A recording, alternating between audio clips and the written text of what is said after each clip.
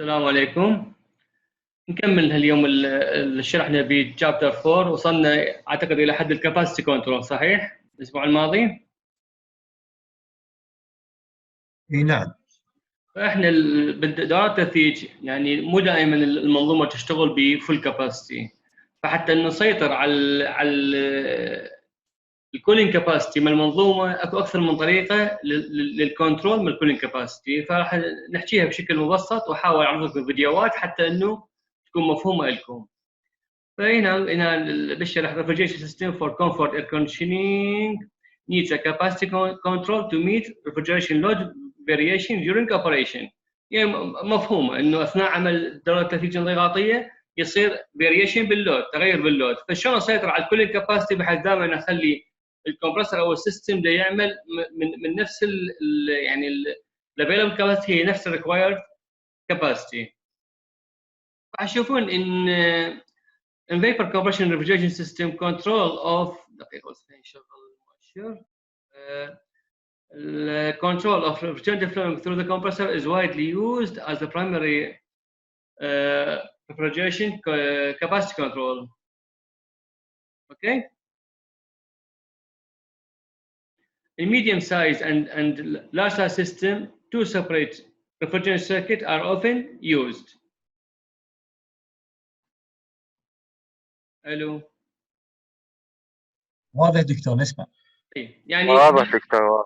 دائما بالسمول سايز سيستم اعتقد هنا اكو نقص بالكتابه، يعني دائما انه بالسمول سايز سيستم هو يعني تكون سنجل كومبرسور، ومعظم الاحيان الاساليب التقليديه القديمه انه يستعملون تقنيه الاون اوف، يعني مثل ما كانت السفارات القديمه سابقا كان الكنترول مالتنا من توصل درجه حراره المطلوبه الثرموستات يتحسس انه درجه حراره الامبيانت او الغرفه وصلت الى درجه حراره المطلوبه، فشيء انطياز الى الكنترول مال الكمبرسور انه الكمبرسور اوف فينطفي الكمبرسور الى حد ما ترتفع درجه حراره فينطي اعاز ثاني انه حتى الكمبرسور اون. اوكي. Medium size and large system, two separate refrigerant circuits are often used so that refrigerant flow in one can be cut off when the refrigerant load drops below 50% of design load. بالمنظومات الاضخم مثلا خلينا نقول 10 20 30 40 طن اغلب الاحيان ما تكون 1 كومبرسور، تكون معظم الاحيان 2 كومبرسور او 2 سيركت. فالثرموستات او الكنترولر مال درجه حراره يسموه 2 ستيب كنترولر.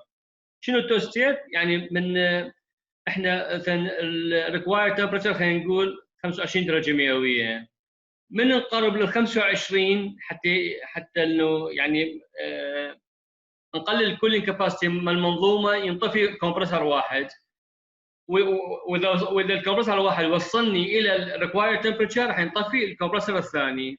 بعدين من ترتفع يزداد اللود ترتفع درجه حراره يشتغل الكومبرسور واحد، بعدين اذا زاد اللود ايضا اضافي فيشتغل 2 كومبرسور. فالتقنيه الاون اوف هي تقنيه بيسك، يعني مجرد انه طفي ويشغل كومبرسور او طفي ويشغل ستيج او ستيب وحده من ضمن منظومه التثليج. واضح؟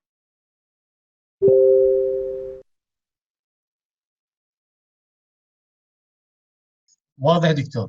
اوكي.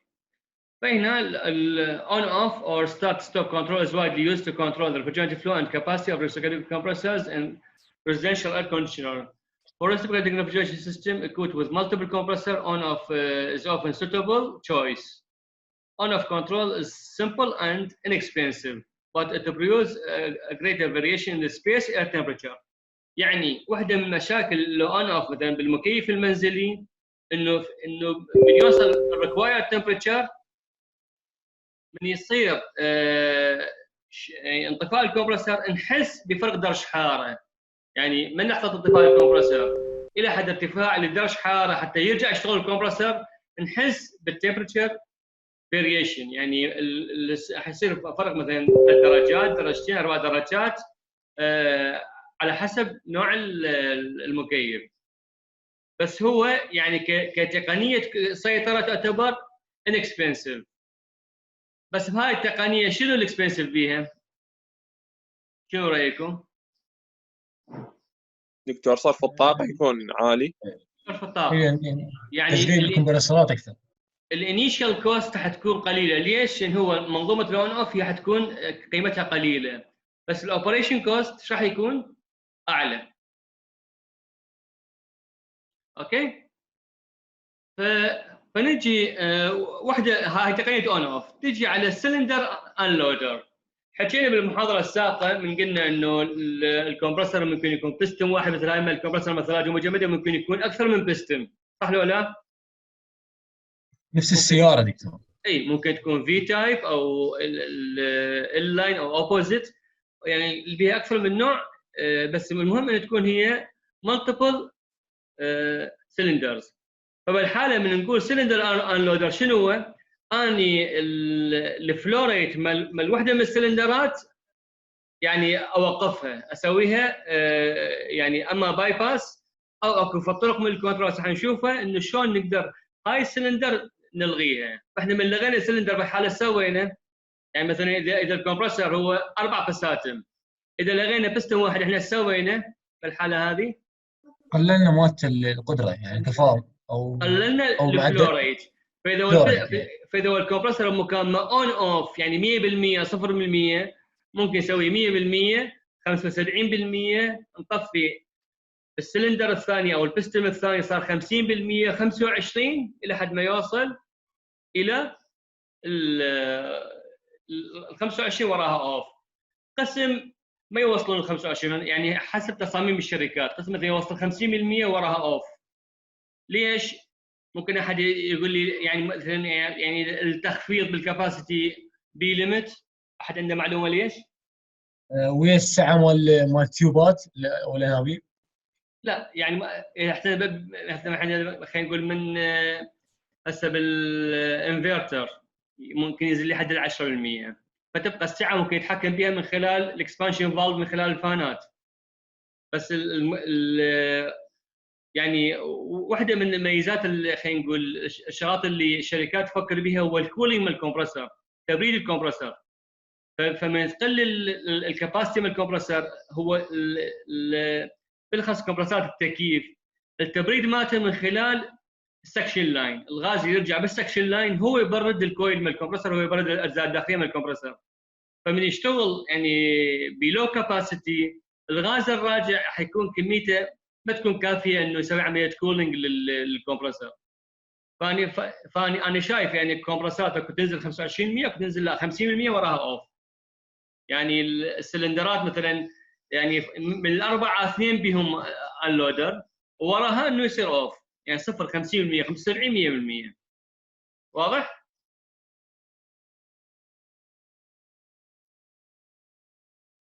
نعم واضح دكتور، صار واضح. فهنا for multiple cylinder reciprocating compressors, a cylinder unloader is often used for capacity control. Cylinder unloaders reduce the capacity of compressor by شنو عمل السلندر unloader؟ شلون تعمل؟ by bypassing the compressed gas to the suction chamber. اما تسوي عمليه بايباس الغاز اللي يطلع من التشامبر ترجعه مرت اللخ من الديسشارج فالف الى حد السكشن فالف، فبالحاله انه بعد يعني الكونتريبيوشن من هاي السلندر ما ياثر على الفلوريت، فبالحاله نسوي انلودنج لهاي السلندر او blocking the suction or discharge valve، او نسد السكشن فالف او الديسشارج فالف or closing the suction valve late or early. يعني السكشن فالف يعني التايمينج مالته يختلف حتى انه هاي السلندر ما تكون فعاله. Recent developed cylinder unloaders include a solenoid valve that unloads the cylinder in response to any one of the following. يعني ايش وقت تجي الاشاره للانلودر انه حاليا المفروض انه هاي السلندر سويها unloaded. Variation of discharge air temperature in the package unit. يعني بالباكج يونت هو مين يعرف شنو الباكج يونت؟ اللي تكون اكثر من كومبريسور. لا لو الباكج يونت تشيلر. لا الباكج يونت هو ديزاينه شبيه الويندو تايب اير كونديشنر، مكيف الشباك شباكي الويندو تايب، بس على ضخم، ويكون مربوط على الحيز من خلال دكتات. يعني هو اغلبها الباكج اير كونديشنر تجي اير كولد، الكوندنسر اغلبها تجي مبرده بالهواء، نفس الديزاين المكيف بس على حجم ضخم، ودكتات السحب والدفع. للايفابوريتر تكون يعني الايفابوريتر مربوط او اللي هو مربوط باللود او بالحيز من خلال دكتات. يعني دكت الدفع راح يوزع الى الزونز المطلوب تكييفه، واكو دكت سحب يسحب حتى يرجع الهواء الى ايفابوريتر. هذا نسميه باكج يونت. اوكي؟ فمن الثيرموستات يتحسس انه مثلا انا مسوي سيتنج انه المفروض الامبيانت مال الروم اللي او الزون اللي دي كيف الباكج يونت او الكونديشنر 25 درجه مئويه. شيء يتحسس الثيرموستات، يتحسس درجه حراره الهواء الراجع الى الباكج يونت او الى جهاز التكييف. فالهواء الراجع اذا صار 25 اللي هي ريكوايرد تمبرتشر مزون، وراح يعطي اشاره الى الانلودر انه يطفي واحد من السلندرز، ممكن يطفي سلندر ثاني، وممكن يوصل مرحله انه يطفي الكمبرسر كامل. اوكي؟ هاي في حاله انه الباكج يونت. فاريشن اوف discharge air temperature in a package unit. هي طبعا هي مو شرط الديscharge air temperature، المفروض هي الريتيرن air temperature. يعني هو التحكم يكون على الريتيرن، يعني يتحسس درجه حراره الهواء الراجع من الحيز. فهنا يعني المفروض هو يكون الريتيرن اير تمبرتشر وليس الديscharge اير تمبرتشر. اوكي؟ فchange in return chilled water temperature in water chiller. يعني بالحاله اذا مثل ما منو انت سيف قلت التشيلر. نعم تشيلد ووتر هو التشيلر بالحاله يتحسس بدرجه حراره التشيلد ووتر. من ينزل درجه حراره الماء الى فد ليمت معين المفروض يقلل الكاباسيتي. واغلب الاحيان هو من يوصل 5 مئوي المفروض انه يعني يكون هذا اللور ليمت، ما يخلون التشيلد ووتر تمبرتشر تنزل اقل من هذا حتى ما يصير يعني عمليه انجماد. and changes in suction pressure in the evaporator. يعني اكو مرات مثلا يصير تحسس انه السكشن بريشر نزل الى حد معين فيسوي عمليه انلودنج حتى يزيد السكشن بريشر. فهنا فيجر 5.4 shows a typical cylinder unloader. هتشوفوه هنا هذا الفيجر سلندر انلودر. هذا يعني واحد من الانواع اللي بيه هنا سولينويد. راح تشوفون هذا هنا هو الغاز اللي يطلع بضغط عالي. المفروض هذا هو الديscharge فالف، منه راح يطلع الى خارج الحجره هذه. واضحه هنا المؤشر مالتي؟ بس في حاله لو هذا السولينويد يكون اكتف، يعني هنا هذا الشيفت او الابره مسحوبه، فايش راح يصير؟ راح يفتح باي باس من الديscharge بريشر الى سكشن بريشر اللي هو هذه بهاي المنطقه. فشي يصير الضغط هنا يتخلخل يقل، فالديscharge فالف راح يغلق. فبالحال هنا بعد ماكو فلو من هاي السلندر. راح تشوف هنا اي هي انلودد. هاي السلندر حاليا انلودد، هاي السلندر حاليا غير فعاله. واضح؟ اللود السلندر راح تشوفون هاي السلندر هنا مغلقه، الباي باس حاليا مغلق. فبالحاله هذه هنا يصير الضغط اعلى من الضغط الخارجي فينفتح الفالف والهاي بريشر غاز تطلع من الحجره هذه. واضح؟ واضح. شنو بعدين عندنا؟ When temperature sensor detects a drop in the air temperature, the control energizes the solenoid and allows the compressed gas to flow through a side passage. مثل ما حكينا هذه. Typically, the capacity of superheating compressors can be controlled in 4 steps: 175, 50 and 25. يعني هاي الستيبس 175 50 25 وقسم عندها انا شايفه ال 25 ماكو. فقط 155 بعدين الى شت داون. اوكي وياي؟ نعم دكتور اسمع. حاليا احنا حكينا على الكاباسيتي كنترول، حكينا على اون اوف، حكينا على السلندر انلودر. نجي حاليا على سبيد موديوليشن. من عنده فكره شنو السبيد موديوليشن؟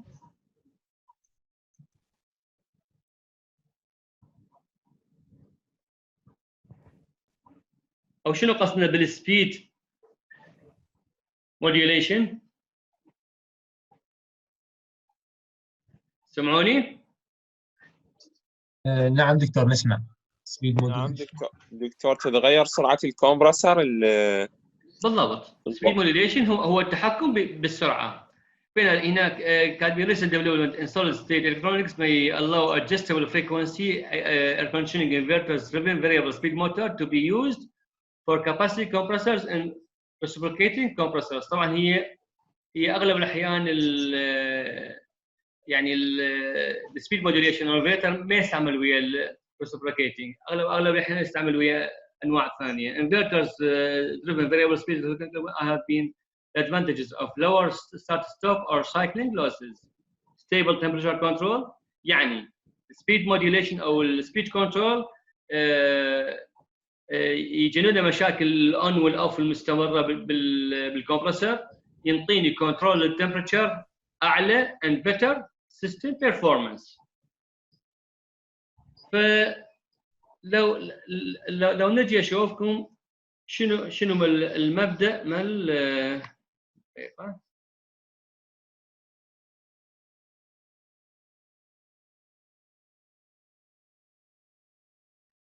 من عنده فكره شنو هو الانفرتر؟ شرحته لنا اكثر من مره، اللي هو يصير كنترول، يصير كنترول على دي سي اي سي. شوفتكم عليه فيديو شيء؟ لو نشوفكم عليه فيديو؟ لا بدون فيديو.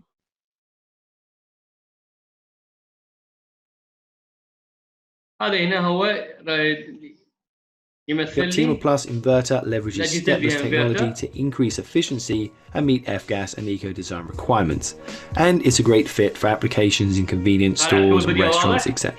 You can find out more about this great product at optimaplusinverter.denfos.com. DC for short, which is supplied by batteries and solar panels, etc. Now this type of power is mainly used by small digital goods with circuit boards, etc. The other type of power is alternating current, or AC. Now this is supplied from the power sockets in your homes, and this will typically be used to power larger appliances. Both of these types of power have their uses and limitations, so we'll often need to convert between the two to maximize their use. An inverter is a device which is used to convert between direct current DC. يعني احنا بنقول الانفرتر هو جزء من الجهاز الكنترول من الاجهزه الحديثه اللي يسموها الانفرتر. ليش؟ لان اكو جزء قبل الانفرتر هو الركتيفاير يحول لي من الاي سي الى الدي سي. الانفرتر يحول لي من الدي سي يرجع مره اخرى الى اي سي بس بهرتز متغيره حتى اسيطر على السبيد مال الكمبرسور. And alternating current AC. If you use an oscilloscope to look at the signal of these two types of power, you will see that direct current sits at this map pattern where the voltage is very useful. Appliances in your home will use AC power to this the speed, the torque and the direction of AC motors in order to achieve very precise control which saves energy. You'll find these on fans, pumps and compressors and basically any equipment. حاليا تروحون للسوق تشوفون الانفرتر، كل الاجهزه الكهربائيه المنزليه صارت حاليا بها سبيد كنترول او يسموها الانفرتر. اوكي دكتور هنا هو يعمل على 134 اي لو غير غاز، يعني محددين بغاز معين. هم حاليا اللي يشتغلون على يعني الغازات الحديثه، بس هو كبرنسبل المفروض يشتغل على كل الغازات، او على يعني خلينا نقول كليمت من نوع الغاز ماكو. بس حاليا هم التوجه لان الاجهزه الحديثه كلها قاعد تنزل ويا المشاكل البيئه والبيئه الجديده، فكلهم ويا الغازات الحديثه هذه. واضح دكتور. راح تشوفوه هنا مثلا اول جزء هو عندكم The inverter is coupled with a rectifier, and the AC power which comes in is converted to DC and then back to AC, but the controllers will change the frequency of the sine wave pattern, and by manipulating this we can precisely control how the motor behaves. And when you join this to a fan or a compressor, etc., then you can precisely control how that performs also.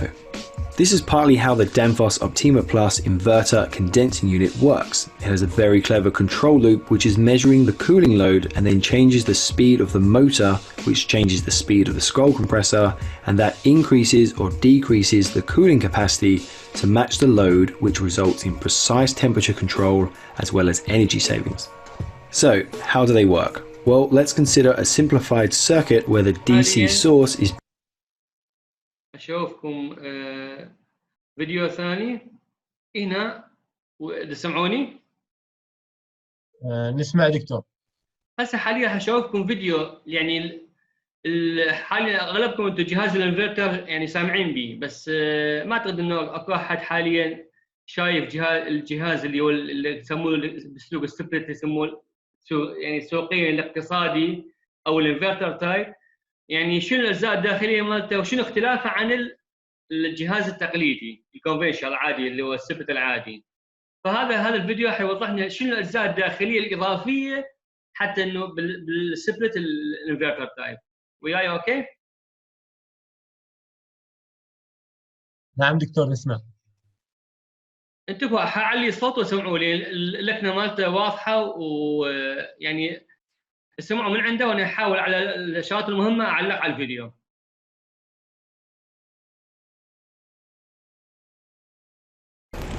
Hi, we're here in the lab today. We're going to be talking about an ICP variable speed heat pump.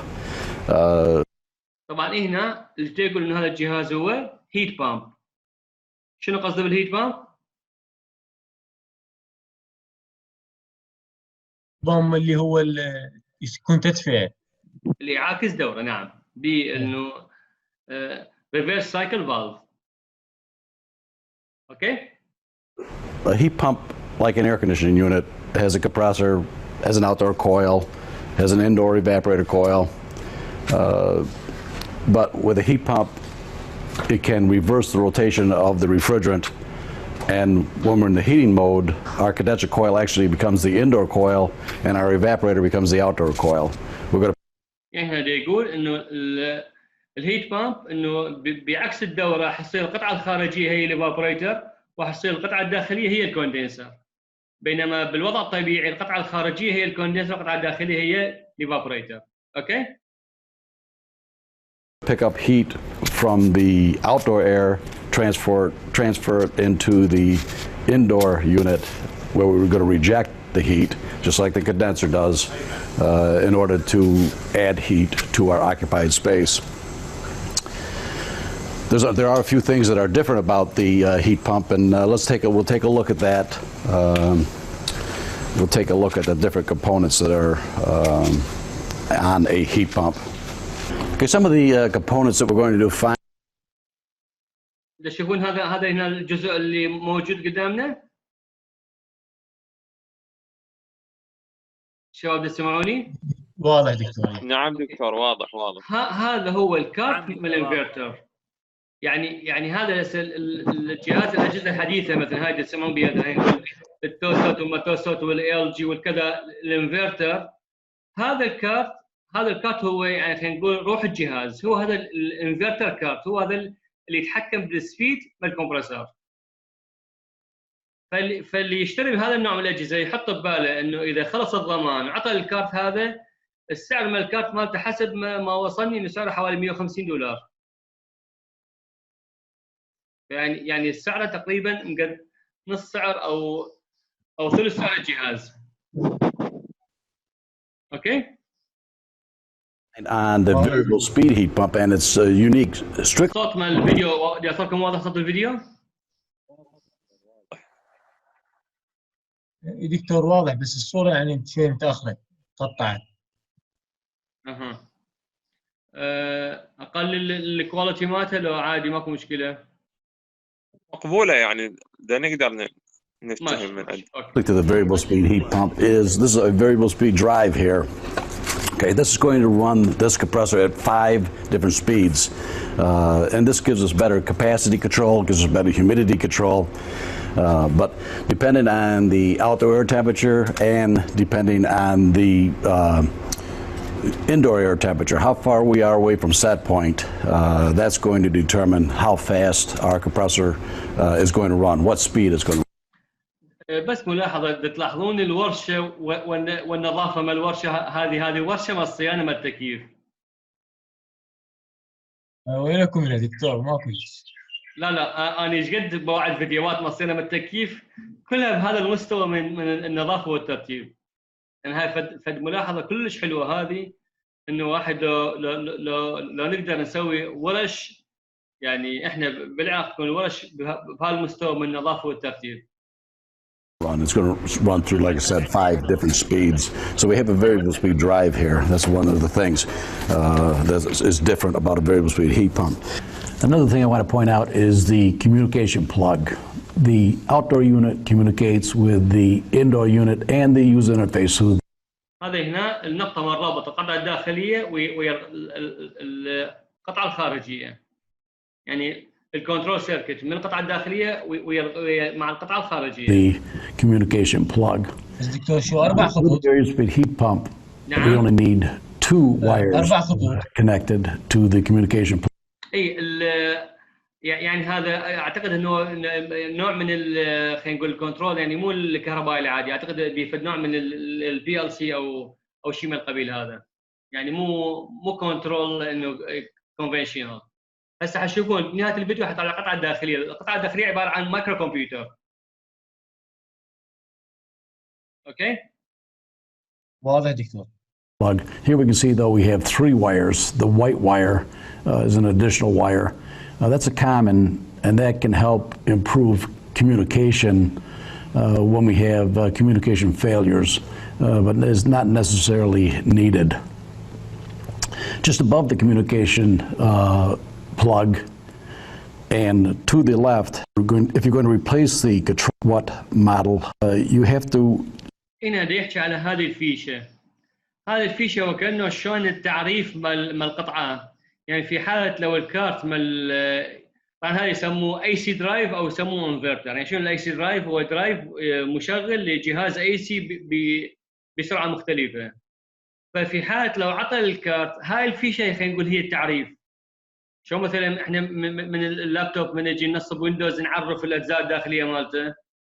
هذه الفيشه درايفر موتور. نعم درايفر موتور اخذناه بالثاني يذكروه ما اعرف.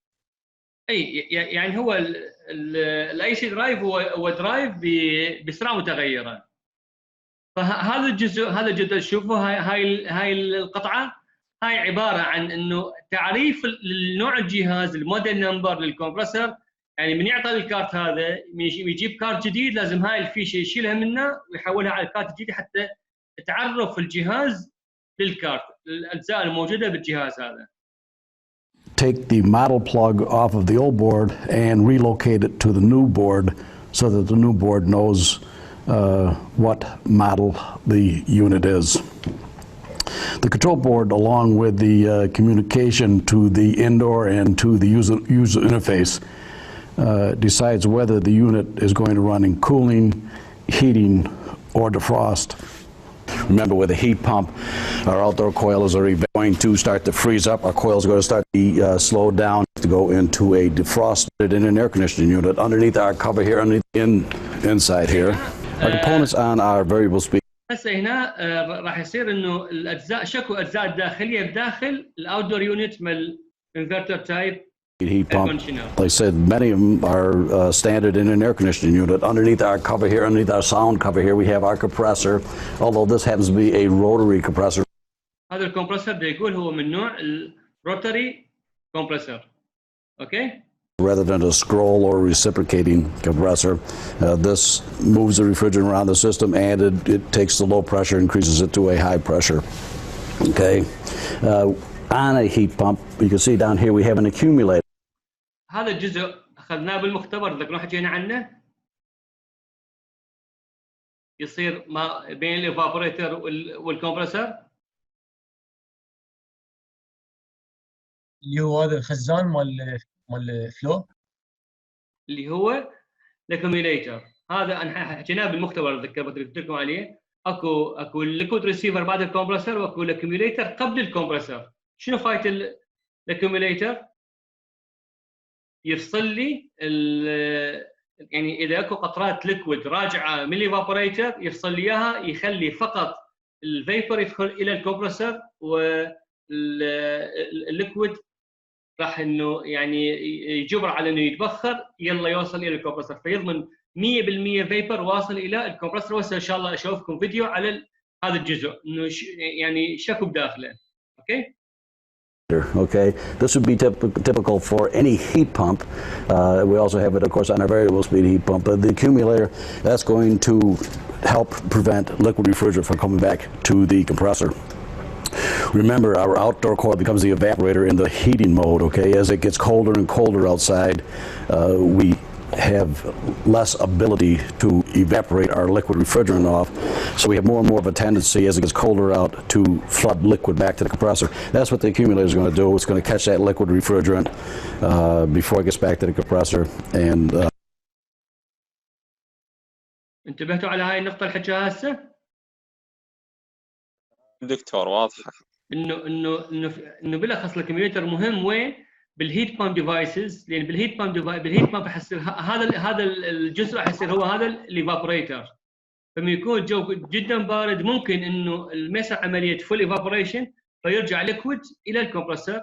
فهاي الاكيوميليتر وظيفته انه يفصل لي الليكويد عن الفيبر، يخلي الفيبر فقط بيور فيبر يدخل الى الكمبرسر. المؤشر مالتي الماوس واضح عندكم؟ لو ما طالع الماوس مالتي مؤشر واضح دكتور. شنو هذا الجزء هذا؟ بدون هذه الاشاره الحمراء. اي شنو هذا الجزء هذا؟ هذا مشع يعني للكارت الصور. بالضبط. هذا المشع هو يعني هذا موجود، هذا يعني ملزوق بظهر الكارت مال الانفرتر. يعني حتشوفون ايش قد انه هذا يولد حراره الكارت مال الانفرتر، بحيث انه المشع مالته هذا لازم دائما نضمن يكون 100% نظيف، حتى انه ضامن انه يعني بس انه هذا توسخ او صار عليه اي ابستراكشن بحيث انه ماكو اير فلو عليه مباشره الكارت يعطل. بالاخص يعني بالاجواء مال العراق. واني يعني قبل فتره يمكن قلت لكم كان المفروض انه المدير الاقليمي من شركه ترين يجي يسوي محاضره على الانفرتر على اجهزه الترين. الترين هي كانفرتر هم اللي خلقوا الانفرتر. ترين من سنه 1982 هم عندهم الانفرتر. يعني هم وجدوا الانفرتر ترين. فالمدير مالته كان مستعد يسوي محاضره عندنا. فواحده من المره نتناقش وياه انه بالاجواء العراق شلون نسوي عمليه كولينج كفؤه للكارت. فقال حاليا الكمبرسورات الحديثه مال ترين مثل ما حكيت قبل شويه انه الغاز الراجع للكمبرسور هو يبرد الكمبرسور. فقاموا يخلون الكارت مربوط على الجسم مال الكمبرسور، حتى الغاز الراجع من خلال تبريده لجسم الكمبرسور راح يبرد الكارت وياه. يعني ما يعتمدون على انه الهيت سينك والكولينج الاعتياديه، لان بالاجواء العراقيه الحاره يصير الجو جدا حار، درجه حراره الهواء تصعد درجه حراره كلش عاليه، الكارت درجه حرارته تصعد ويصير عطل بالكارت من الانفرتر. واضح؟ وحاليا يعني هاي الترين الاجهزه الحديثه عندهم يعني اجهزه ضخمه 100 طن 200 طن 300 طن كلها عباره عن انفرتر. يعني كل الاجهزه كل الموديلات الحديثه مالتهم هي كلها بها انفرتر. يعني قبل فتره سالنا على جهاز 250 طن عندهم 250 طن انفرتر. اوكي؟ واضح صوت يمكم؟ واضح دكتور واضح. Prevent liquid flood back. We have our reversing valve down here. This is our reversing valve, okay? And you're going to find this. This is typical on any heat pump, not unique to the variable speed. But the reversing valve does exactly what it sounds like it does. It reverses the flow of refrigerant. In the هذا شنو الجزء؟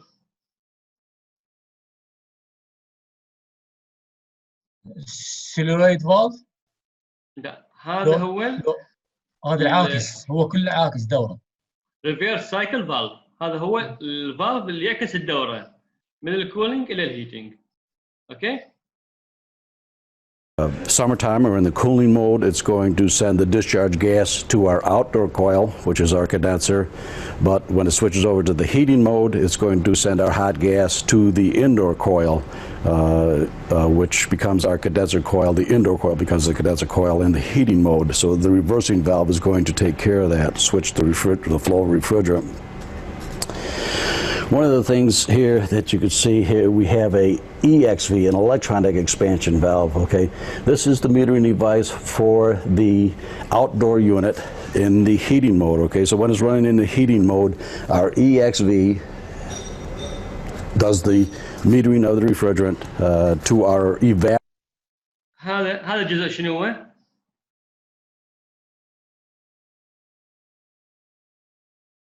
هذا متحسس للكمبريسور، يعني هنا للراجع. لا هذا سماه اي اكس في، الاكسبانشن ديفايس. احنا قلنا صمام التمدد الاعتيادي او جهاز التمدد، احنا قلنا اكو الانبوب الشعري مثل ما حكينا لكم بالمختبر، قلنا اكو انبوب شعري اللي هو الكابيلاري تيوب، حكينا قلنا اكو نوع ثاني يسموه ثيرموستاتيك اكسبانشن فالف، صمام التمدد الحراري، صح لو لا؟ حكيناها بالمختبر تذكروها؟ صحيح. صمام التمدد الحراري اللي يتحسس درجه حراره والضغط ما بعد الايفابوريتر، فينطيني كونستنت سوبر هيت، تحميص ثابت للغاز الطالع من الايفابوريتر. هذا يسموه الكترونيك اكسبانشن فالف، صمام التمدد الالكتروني. نفس مبدا صمام التمدد الحراري، بس الحراري شيء يتحسس ببصله تتحسس درجه حراره بعد يعني بصله عاديه داخلها غاز، فمن خلال درجه حراره يحولها الى ضغط فيصير تحسس لدرجه حراره ما بعد الايفابوريتر.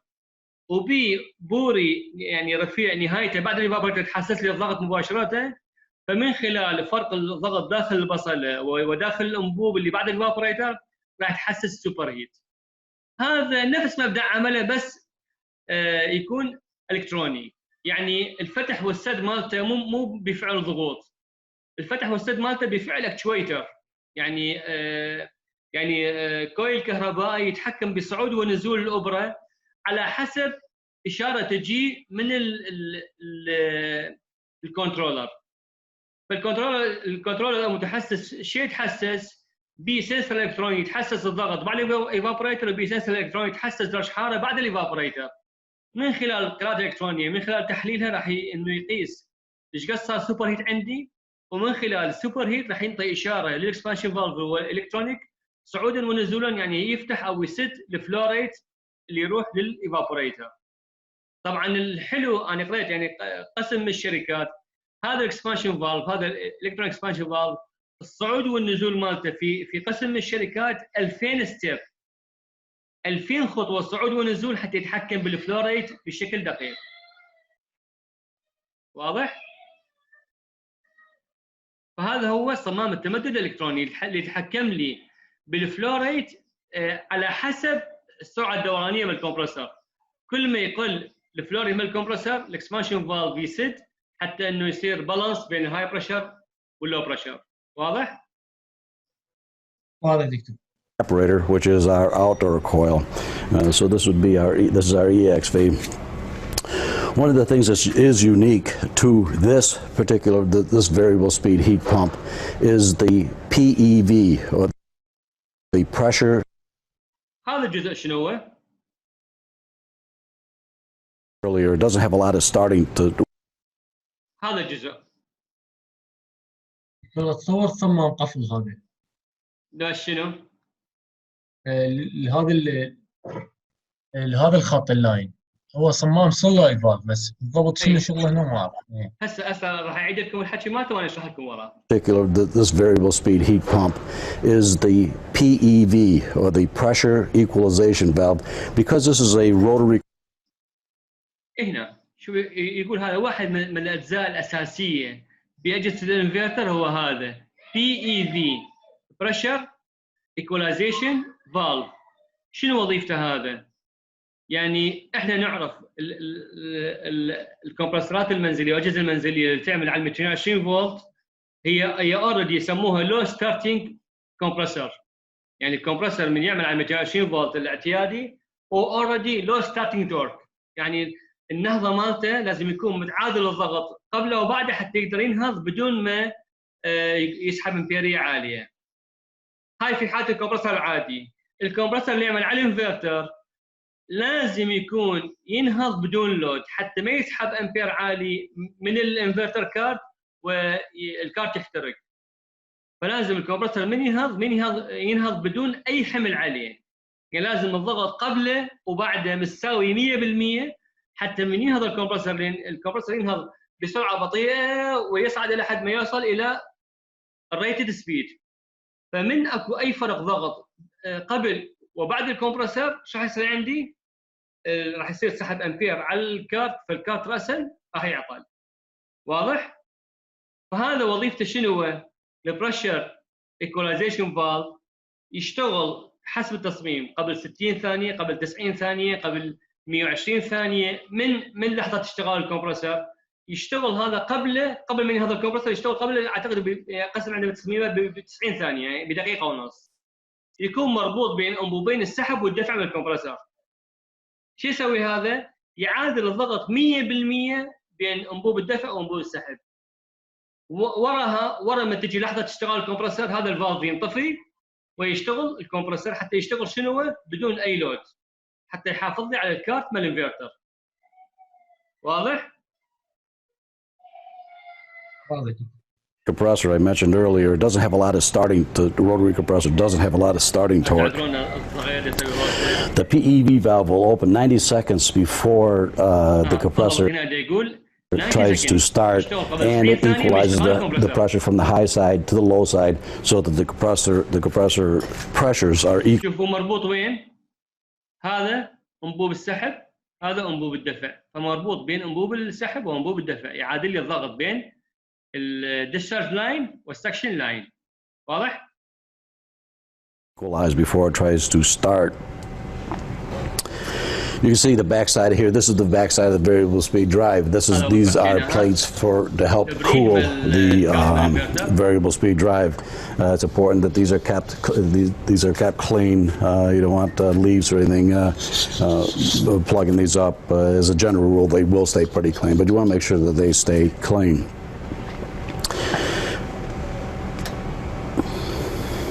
And you can see we just have the typical pressure switches. We have a low pressure switch and we have a high pressure switch.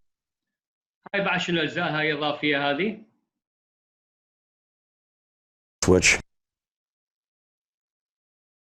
هذا جزء وهذا جزء.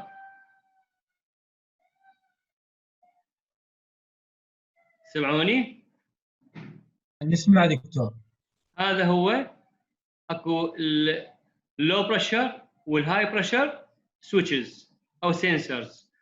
هذا يقرا لي الضغط باللو بريشر سايد وهذا يقرا لي الضغط بالهاي بريشر سايد. فاذا عندي مثلا صار نقص بالشحنه مال الغاز او صار عندي انسداد او عطل بالاكسبانشن فالف، من ينزل الضغط عن ضغط معين محدد، فاللو بريشر سويتش او سنسر راح ينطي اشاره الى الكارت الرئيسي انه الضغط نزل عن يعني هو اللي يتحكم هو الكارت او المين كنترولر. يعني من ينزل الضغط عن ضغط معين راح بالحاله هذه الجهاز ينطفي. او هنا بالهاي بريشر لو في حاله انه الضغط صعد عندي، الضغط العالي صعد اكثر من ليفل معين احنا نحدده، فبالحاله هذه المفروض الجهاز يفصل تبقى انه الريسيت مالته او العوده مالته اكو نوعين، اكو يصير مانيوال ريسيت واكو يصير اوتوماتيك ريسيت. المانيوال لازم انه يجي الفني يشوف المشكله وين ويرجع يشغل الجهاز. الاوتوماتيك ريسيت هي اغلب الاحيان هذه الحديثه هي اوتوماتيك ريسيت، الجهاز من ترجع له ضغوط طبيعيه راح يرجع يشغل نفسه. اقسم مثلا مصممه انه يسوي مثلا كذا مره ريسيت، اذا استمرت الحاله لا يطفي الجهاز نهائي حتى يجي التكنيشن او الفني حتى انه يشوف المشكله وين. واضح؟ which could be typical on any air conditioning unit. Doesn't have to be a heat pump or even a variable speed heat pump. Pressure switches can be found on any type of air conditioning or heat pump unit.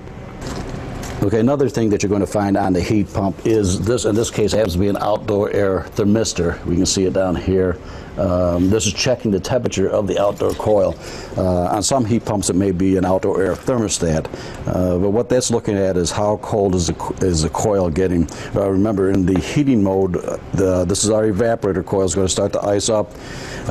The more it ices up, the colder the coil is going to get.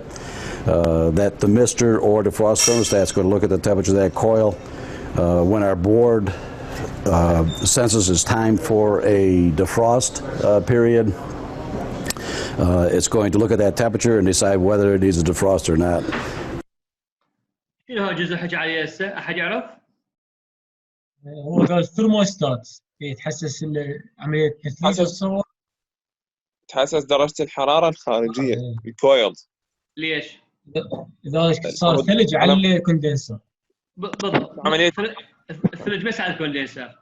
في حالة لو يشتغل هيت بامب فهاي يصير لي ايفابوريتر. ايفابوريتر صحيح. فإذا جمع ثلج على الايفابوريتر يتحسس درجة حرارة من تنزل عن ليفل معين، معناها انه صار بيلد، يعني صار انه انبنى ثلج على الايفابوريتر. ايش راح يسوي بالحالة هذه؟ راح يسموها ديفروست سايكل. يعني شلون مثل الثلاجة المنزلية يسموها النو فروست، اللي بها ايضا دوره مال ديفروست، كل كم ساعه تطفي وتموع الثلج. نفس الشيء هنا، هذا يسوي دوره مال ديفروست. شو يسوي بالدوره مال ديفروست؟ يرجع الصمام العاكس يرجعه طبيعي، يرجعها القطعه الخارجيه يرجعها كوندنسر، يجي غاز حار يموع الثلج كله، ما يتحسس انه درجه حراره رجعت طبيعيه، يرجع الدوره للشكل الطبيعي انه تشتغل هيت بامب. واضح؟ حتى احافظ انه ما يصير بناء ثلج على القطعه الخارجيه. اوكي؟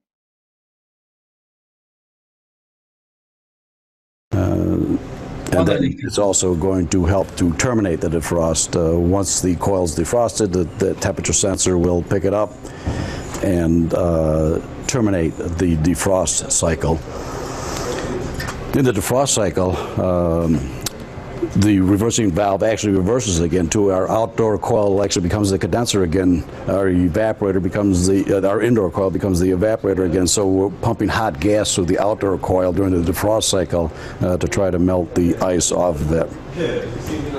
Another thing I want to point out, you're going to find on a heat pump is you're going to find a third access fitting here. Okay, what this is on a heat pump is this is a constant low pressure. شوفوا هذا الفالف، ما يقدر يقول لي هذا فايدته شنو هو؟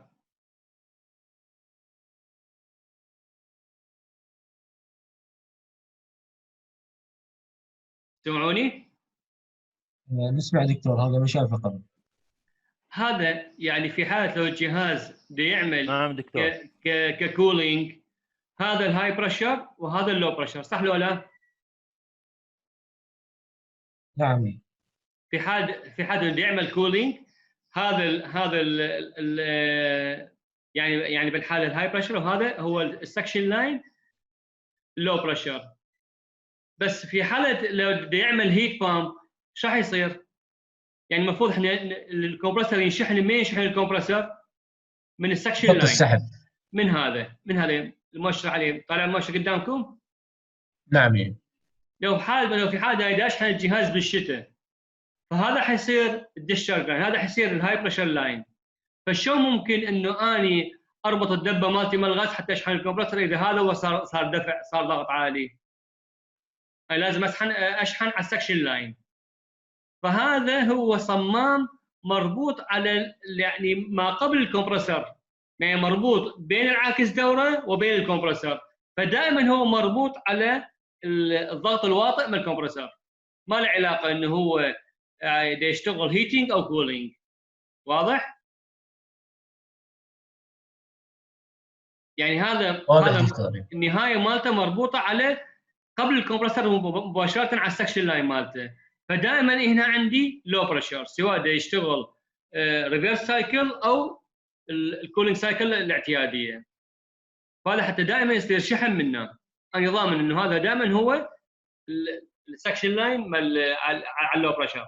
Constant suction pressure tap here, okay? Remember, in the heat pump, our vapor line here in the cooling mode, that's our low pressure or our suction pressure. But as soon as we switch over to our heating mode, this becomes high pressure or discharge pressure, okay? Remember, we're pumping the hot gas over to the indoor unit during the heating mode, so this becomes high pressure. So this is a constant low pressure fitting for a heat pump. So when you're hooking up your gauges, you hook up your low side gauge to here and your high side gauge to your liquid line, which will be a constant on the high pressure side. Now, another thing I want to point out is when this goes to start, our condenser fan motor is an ECM fan motor, okay? That is it's a variable speed motor too, okay? When this goes to start, this motor is going to... على هذه، بما انه الجهاز هو انفرتر، فايضا الفان مالته ايضا هي السرعه مالته متغيره حسب اللود وحسب السرعه مال الكمبرسور. واضح؟ واضح دكتور.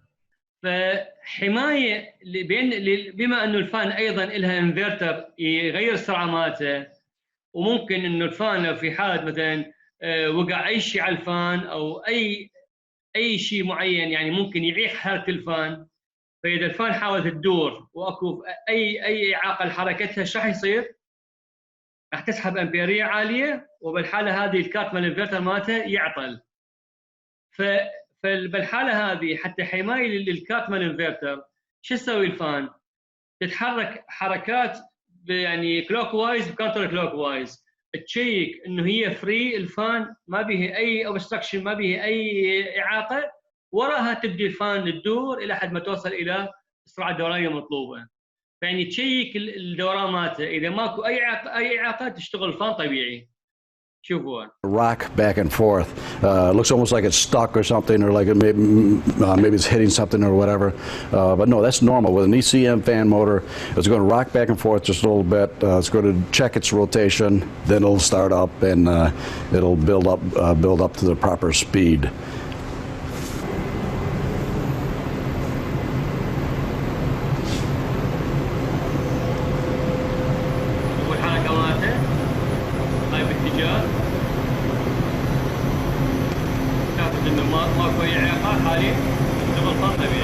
So you can see the fan motor rock back and forth. Now it's going to start building up to the proper speed. That's normal. That's normal operation. So right now we're actually running in heating mode. Our compressor is pumping the hot gas over to our indoor coil to heat the space. Okay, with the variable speed heat pump. هذه هي القطعه الداخليه. حنشوفوا هنا المين كنترولر او المايكرو كمبيوتر اللي يتحكم بالجهاز كله. Our control is going to be, we're going to use the observer control here. You can see it's a touch screen control here. We can hit mode. We can go in, we can select cooling, heating, put in automatic or emergency heat. If we want to go into the programming part of this thermostat or control, we're going to hit the fan button, hold it for 10 seconds. That'll take us into the programming mode.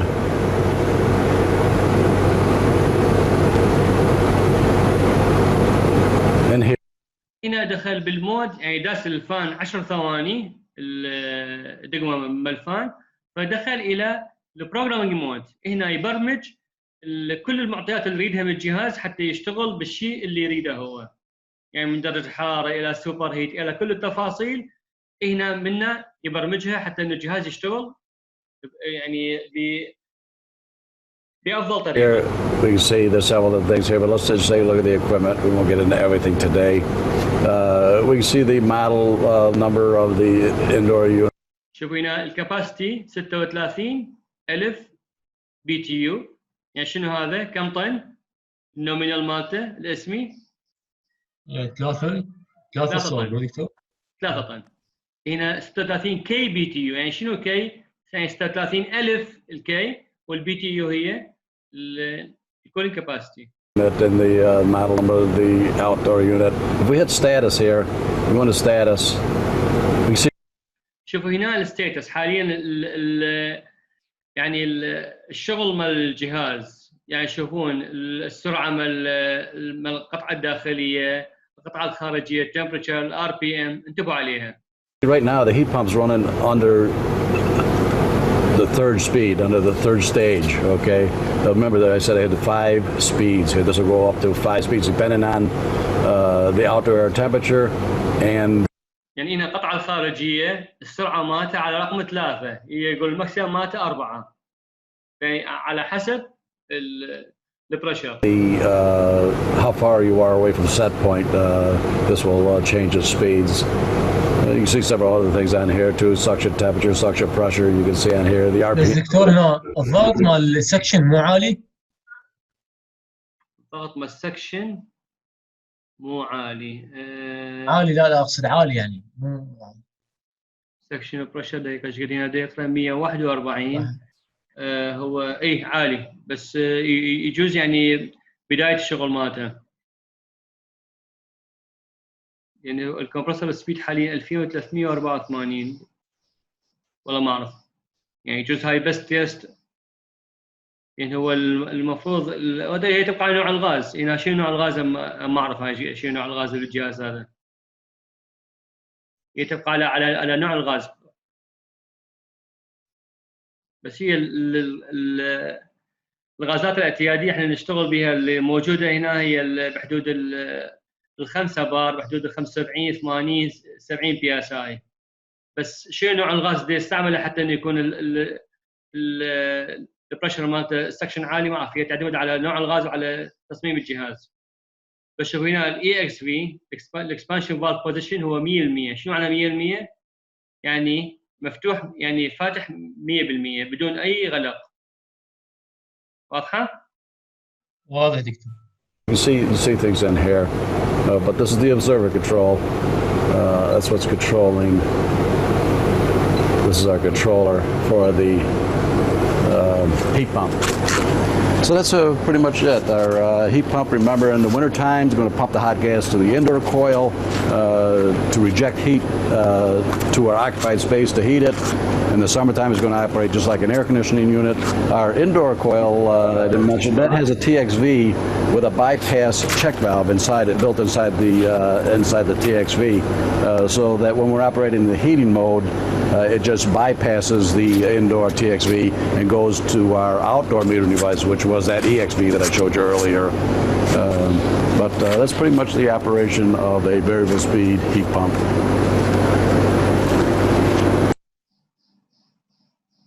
وكو يعني كطريقه ايضا اضافيه اكو عندنا الهوت جاز باي باس، حتى يعني كطريقه من طرق الكنترول انه الكمبرسور يشتغل يعني فول سبيد، بس الغاز مو كله راح يروح الى الكوندنسر، راح يسوون يعني المفروض الكمبرسور منه يعبر كله للكوندنسر، يسوون باي باس. هنا هوت جاز باي باس فالف وين يروح؟ الهوت جاز، يعني الهوت جاز يعبر بين الاكسبانشن ديفايس وبين الايفابوريتر حتى انه يعني يقلل الكولينج كاباسيتي مال المنظومه. بس هاي الطريقه هي تعتبر طريقه يعني غير عمليه. ليش؟ من عنده فكره ليش هالطريقه يعني خلينا نقول مو عمليه؟ قطرات مال السائل ممكن تدخل لا بالعكس، هو يعبر هوت جاز فما يخاف. بس هو المشكله انه الكمبرسور دا يشتغل فول سبيد فول كرنت، يعني دا يشتغل دا يسحب الامبيريه كامله. فمن ناحيه اقتصاديه هي النهايه مو عمليه. العمليه هذا ليش؟ لان انا دا اصرف كهرباء بدون فائده. واضح؟ واضح دكتور. اوكي يعني